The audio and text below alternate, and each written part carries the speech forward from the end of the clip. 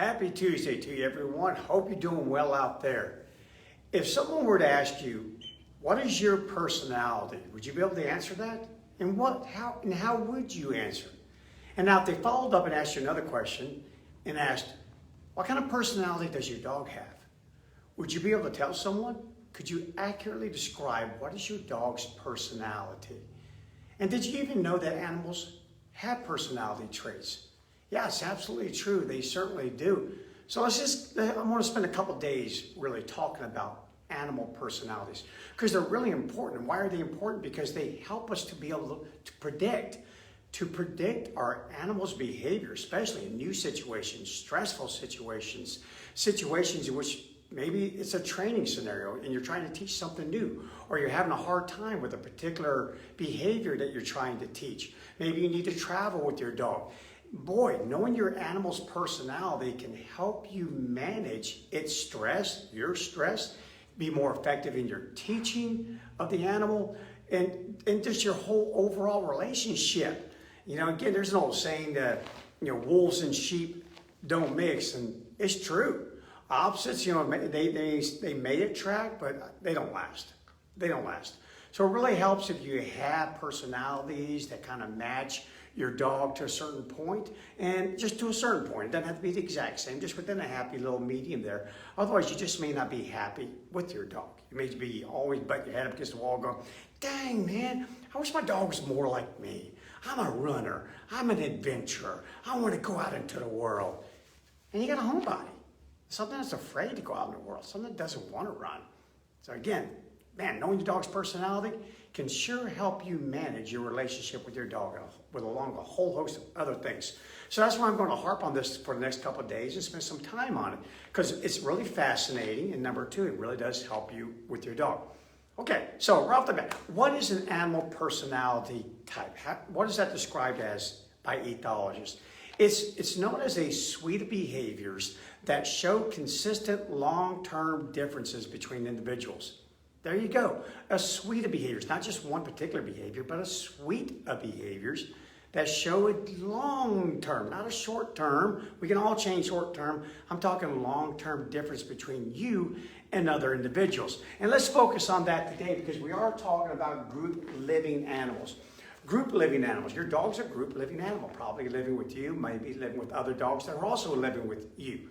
But a group living animal. We're going to focus in that realm, not so much on solitary animals and their personalities. Okay, nature, first thing about personalities, a couple little rules. One, now that you know what it is, know this. It is heritable. You can inherit personality types from your parents, even your grandparents. Again, why I always tell people, if you're going to purchase a puppy, you may want to spend a little bit of time getting to know the parents. Rouse, especially mom. You really get to know those parents. Don't you dare settle for, well, mom doesn't like visitors. Oh, red flag. I don't want to have people in my house. Okay, I kind of get it right now during these times, but there's a lot of other ways to observe puppies and adult dogs from a distance. So again, get to know them because it is heritable. And we call that the genetic factor behind personalities. And then there's learning. Learning. In fact, during the early developmental periods of a young animal, that early learning period, it can have a devastating effect or super positive effect on its natural personality type. In other words, you can take a puppy that was going to grow up to be a very bold animal, very bold, and want to explore the world.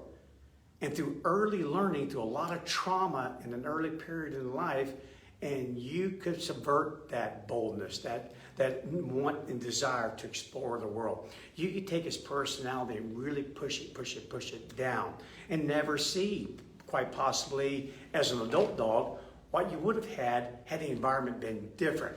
So we're going to assign an E to that, heritable and learning. And then also, nature gave animals many things to deal with when it comes to acquiring resources, defending resources, everything from food to mates to territories. She gave them strategies to employ at that moment there, to utilize those strategies. And we talked about that many videos ago and called game theory. And in game theory, a couple of strategies that were able to be used by animals is one is known as the hawk, attack, and the other one is dove. And dove gives you two options. You can either flee or you can display.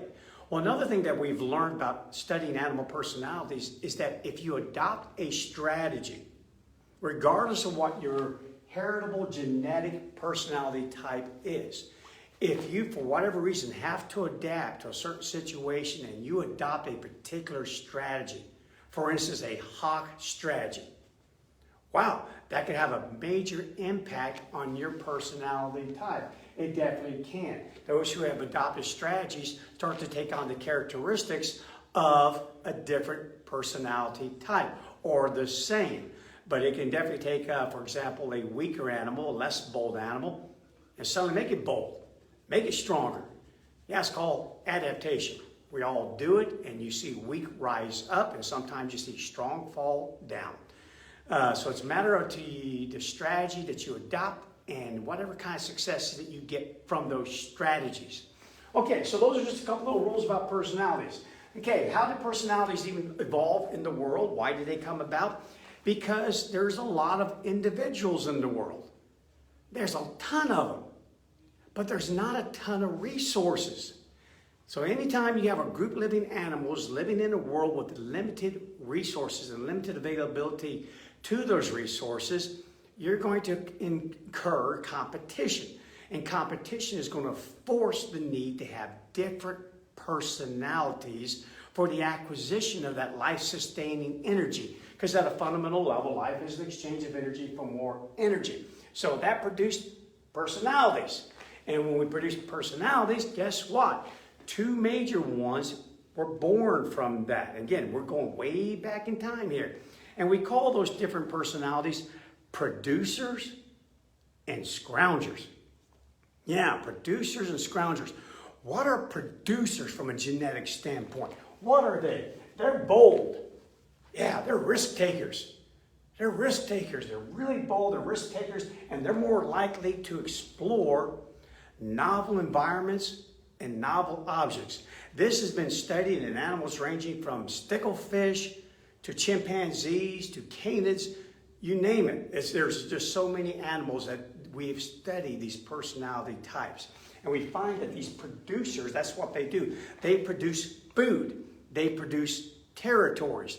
They are producers. They go out. They're bold. They explore. And they take huge risks. And then you have on the other side of the spectrum, in nature's ever consistent way of trying to establish what we call an evolutionary stable strategy. Don't make it too heavy over here and not too light over there. Always trying to reach equilibrium. Always striving for balance. So you don't want a world full of producers. No, you got to have something kind of tagging along behind those producers, and they're called scroungers. Scroungers. So what are scroungers? They're less bold. Yep. They're just not as bold. No way. They typically follow producers around.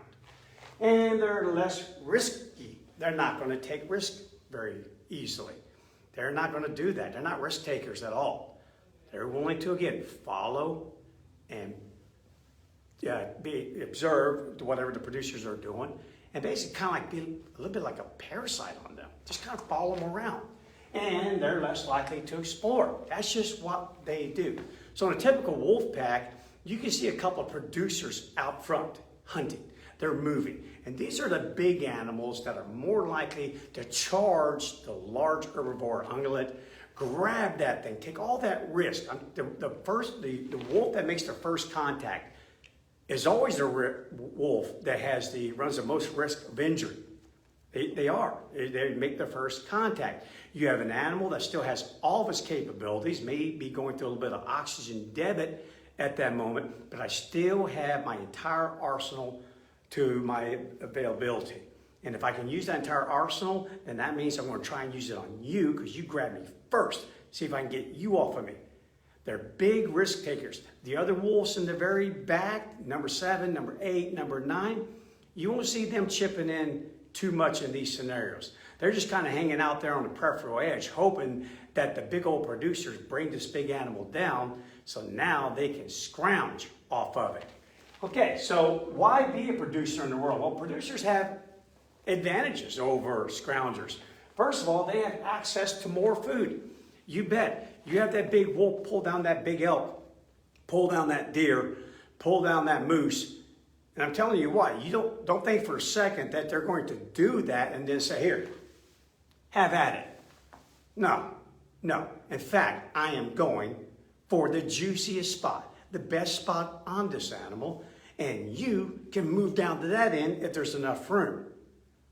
Yeah, producers have more access to food and the choicest parts of those food items or those animals that serve as food. So they're going to get more nutrients, more energy than the scroungers. But there's also a disadvantage. Again, like I talked before, more risk of injury. They are. You go into a new environment and it can be a little risky when you head in there. You go after a novel object. You don't know what that object's going to do back to you. You don't know. You step on thin ice and boom, there you go, right through that ice and you could drown and freeze.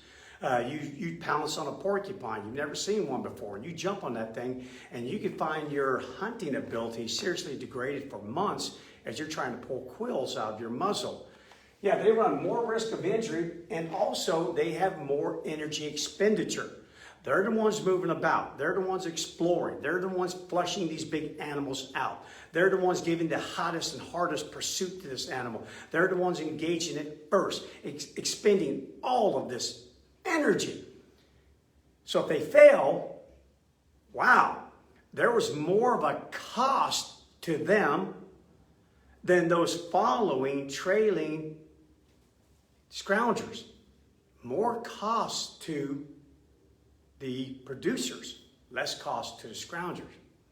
So again, there are advantages and there are disadvantages. But man, because there's so many producers and nature continues to make and produce producers, then we have to pay attention to that. Kind of like the old saying, greater the risk, the greater the reward. So that's the old producer strategy. Okay, so now let's move on just from there. What about scroungers? What's their advantage? Well, they don't have a whole lot of advantage to being scroungers unless it is less injury, less energy expenditure. Disadvantage? Less food. Less food. Okay, so that's it being a scrounger. Okay, so what all does that mean to you? For example, I know what Captain is. I've been able to observe him for many years now. Captain is a scrounger. Contrary to what you may think, he's not a producer. He's a scrounger. So what are the pros and cons of owning a producer versus a scrounger? Take Captain, for example, a scrounger. They are typically, notice I use the word typically, easier to train. You're going to find out why that is tomorrow when we talk about cooperators and defectors. Yeah, we got a couple more personality traits to go over tomorrow. So Captain is a scrounger. Scroungers is just easier to train. He was an easy dog to train, and I'm continuing to do more training with him. He picks it up like that. And also, but the disadvantage to scroungers is they have a less stable temperament. They're more prone to be thrown off a little bit. For instance, things that you don't see with Captain. He doesn't do very good with change. He thrives on the familiar. So I got a new vehicle over this last weekend. Yeah, my old Jeep, love the darn thing, but man, it's starting to die on me. Just starting to die. It started becoming very unreliable. And as I'm making all these trips back and forth to the mountains, I need something with reliability. Well, I introduced a new vehicle to Captain, and I can literally open up the back door anytime and just say, load up, and he's in there. Sometimes I don't have to say a word. I just open the door, and there he goes. Oh, no. Tail tucked, ears back, whale-eyed. What is that? What is that? I don't want to have any part of that. I had to get in there, leave the door open. Cattle dog, I'm in here, buddy. Right here, buddy. Right here. I'm in here. See, it's all good. It's all good. And finally, he jumped up in there. But yeah, I walked out there to shut the door after he got in there, and you see a little pee trail around. Yeah, he was frightened. He really was. It took him 2 trips in this new vehicle to get over it. He's like that. Take him to a new environment, take him to a hotel room, anywhere. You got to give Captain a fair amount of time just to get over things, just to kind of learn the area a little bit. And he's kind of clingy at that moment, watching me and guiding off of me. So welcome to Scrounger Land. When I have to do canine pharmacotherapy, most of the dogs that I end up having to treat are scroungers. They are. They're scrounger animals. They're not as tough, not as bold, not as strong, not as stable. So let's talk about what's the good thing and bad thing about having a producer. Okay, when you have a producer, they are harder to train. They're just going to be like that. I've trained many of them. I remember training my own police dog and training hundreds of other police service dogs, military working dogs. I remember working with producer marine mammals. They are far more independent. They are far more directed in when they do something. Their approach is more directed towards you, more directed towards something else. These are going to be your harder animals to train. I told you this last week about come when called. That's a harder animal to train to come when called. They're out exploring. Yeah, they're exploring. They're checking out novel environments, novel objects. They feel perfectly fine by themselves. They don't feel like they need you, whereas Captain needed me to coax him into that new vehicle, needs me to take him a walk around the block whenever we stay at a hotel or go to somewhere new. These dogs, no. My police service dog was a Belgian Malinois named Yager. I'm telling you what, he did not need me. He was perfectly capable of handling everything in the world by himself. And that's a way harder dog to train. So if your dog's a producer, there are going to typically be, there are exceptions to every rule. And by the way, there are degrees of producers and degrees of scroungers. You can be kind of like a high scrounger, which is about where I'd place Captain, moderate to high scrounger, not a real low scrounger. But my police service dog, oh yeah, he was about the highest producer that you could ever meet in your life, which had advantages and disadvantages. Okay, so what's another advantage? What is an advantage to having a producer other than the disadvantage of being harder to train? Solid. Solid temperament, socially clear, can handle new situations like no tomorrow. Almost to a point to where, wow, they want new adventures. They become bored quickly. These are animals that you have to entertain all the time. You got to give them a job. They're typically working dogs, and they thrive for the unfamiliar. They want that novel situation. They're very solid. I honestly cannot remember ever, in over almost 4 decades, ever having to treat with any sort of psychopharmaceutical medications an animal that I declared and I was able to assess as having a producer type personality. No, they're different. They're a different animal, and there's just not as many of those as there are scroungers.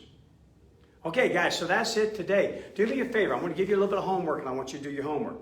I'm going to do my homework, so you do your homework. I'm going to send in a picture of all 3 of my dogs, and I'm going to label them. You'll be surprised that out of the 3 dogs I have, the one that is the producer, and the other 2 are scroungers. And think about yourself. You know, there's nothing wrong with calling yourself a scrounger. I mean, come up with another term for it. But what kind of personality are you? I know what I am. I'm a producer. I truly am. And there's advantages to that. There's disadvantages. Like, for instance, I get one of my trainers coming up to me, or an employee coming up to me, and they say, "Hey, Bryan, so in my opinion, I think da-da-da-da-da." And of course, I'm sitting back going, "You have an opinion now, do you? Huh. So you've grown an opinion? Since when did you get an opinion?" "Oh, with your head." "Absolutely." Okay, you know I'm just playing with it. But no, I am a producer. I definitely am. I'm one of these people. I seek out novel environments, novel objects, for better or worse. I feel that if I had to assess myself, I'm a producer. I'm not a scrounger. But that dog's a little bit of a scrounger, but he and I get along just fine because I'm probably not that high producer type. I'm probably more of that lower producer type. And Captain's more of the higher scrounger type. So we're close enough to where our personalities blend very nicely. I provide him support when he's a little bit afraid, like getting in that new vehicle. And then he provides me with support because he makes me laugh. He makes me smile. And just the lowering of my stress response on a daily basis. So we feed off of one another, literally. Okay, so do me a favor. Let me know what you own. Do you own producers? Do you own scroungers? Or take just a good guess at. Send me in a picture. Tell me what you have there. And tomorrow we're going to talk about cooperators and defectors. Yeah, what are those? And how will those impact your relationship with your dog and your dog's relationship with everyone else? Other dogs, other people, novel environments, novel objects. Yeah, because at the end of the day, the more you know about your dog's personality type, the more predictive information you have so that you can manage and you can prepare for all those new situations that life can certainly throw your way. You're just going to be well armed. Knowledge is power.